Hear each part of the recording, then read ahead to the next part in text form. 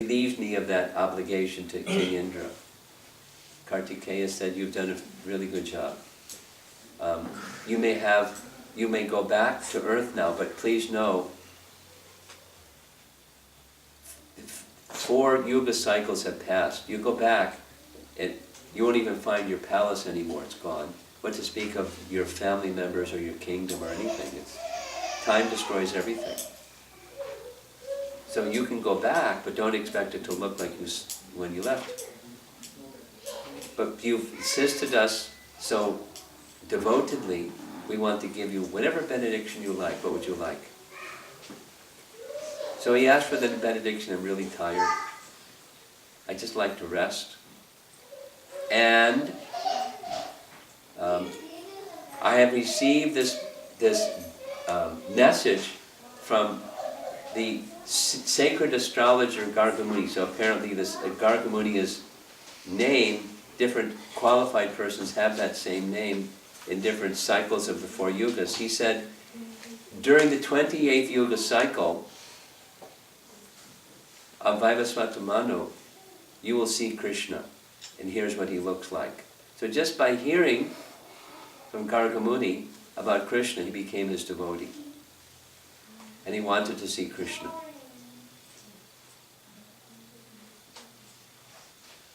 So he said, "I'd like to rest for a long time."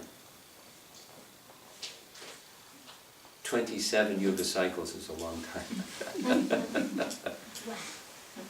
"And whoever wakes me," I don't want the demigods to come and bother me to do more battle for them. "Whoever wakes me, from my eyes will come fire and they'll burn to ashes." It was a kind of not very nice benediction for a Vaishnava to ask for the Kartikeya, but it was given. It was so he wouldn't be disturbed. So Krishna knew all this because he's omniscient.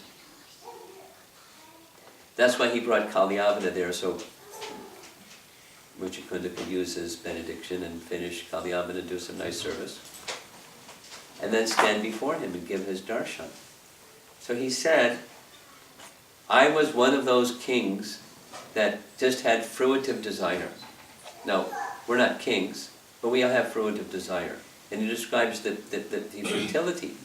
There's no happiness there.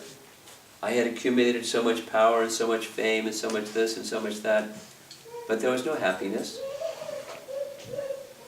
All the while I was hankering for your association, or your darshan, and now by the kindness of Gargamuni, I'm now seeing you. Because Gargamuni described Krishna. So from the Srimad Bhagavatam, we have, just like we're doing right now, descriptions of Krishna. It's the kindness of our founder Acharya, Srila Prabhupada, for the whole world. They can hear descriptions of Krishna. Although they haven't seen Krishna, but in cultures and in languages and continents all over the world, they can, same thing as what happened with Muchikunda.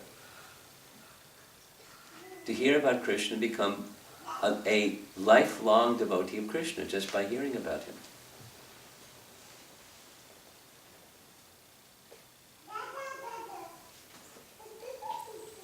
I'm going to put that thought on pause and come back.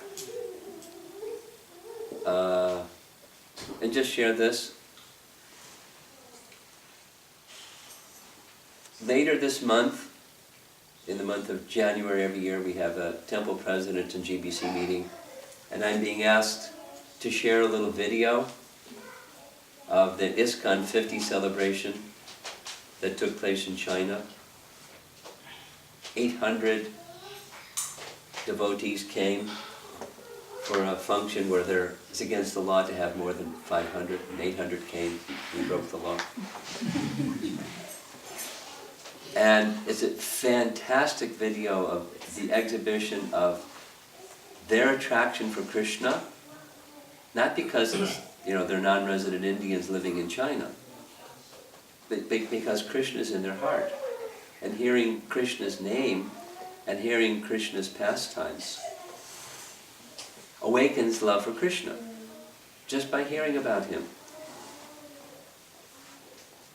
a little more sharing is, there's two, they had, and in the concluding days of this, or concluding evening of this gathering, ISKCON 50 celebration, there were multiple exhibitions by the Chinese devotees of their traditional music, or their traditional dance, or something, like one lady came out on the stage with one of those instruments that's like 8 feet long, and it sits on stanchions, and it has 80-something strings, and they have these long things on their fingers. And she studied it for 15 years as a little girl, now she's a young woman.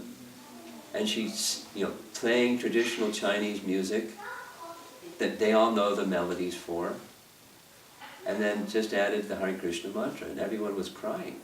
It was so beautiful. I don't know their traditional songs, but it's so beautiful. Then another girl, a teenage girl, if I showed you this video, every time I play it, honestly, it just brings tears.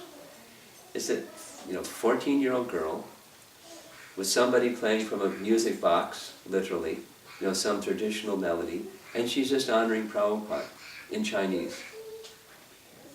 With some other girls doing choreography, dressed in little Chinese costumes. They have some of the same mudras as, Bharatanatyam dancers and so forth, but it's heart-melting. And then, one of the most amazing things was, in Chinese, using traditional Chinese melodies, they portrayed the pearl pastime of Raghunath Das Goswami. Now, some of you may know what that is. It's Krishna grows pearls from a pearl tree to decorate the cows of Nanda Maharaj. It's an amazing, very, very sweet and beautiful story.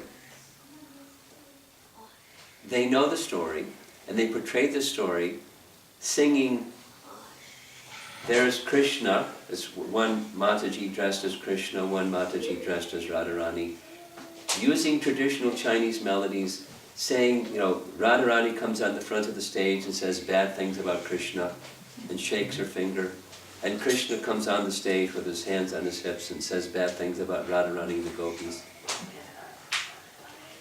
In traditional Chinese melody, and I don't know what they were saying because I didn't have the words, but it's so powerful because it's their tradition of music and culture with Krishna at the center. And it stirs attraction for Krishna from the heart. Very nice. Very nice. So, this hearing about Krishna activity, which Mukunda did 27 yuga cycles ago from Garga Muni, had made that impression in his heart that when he saw Krishna, he didn't right away recognize Krishna because he was in this mood of anger, having been woken. So when anger colors our vision, we can't see properly. Same when Jambavan saw Krishna in a cave. He didn't see Krishna properly, although he's his devotee, because he was in this protect my family mood. Anger clouds one's vision. But when Krishna disclosed his identity in the way that he did, that anger was gone, and he could see Krishna as he had the desire long, long ago, from just hearing about Krishna. That's our opportunity also. Just hear about Krishna, which is what I'm attempting to do this evening.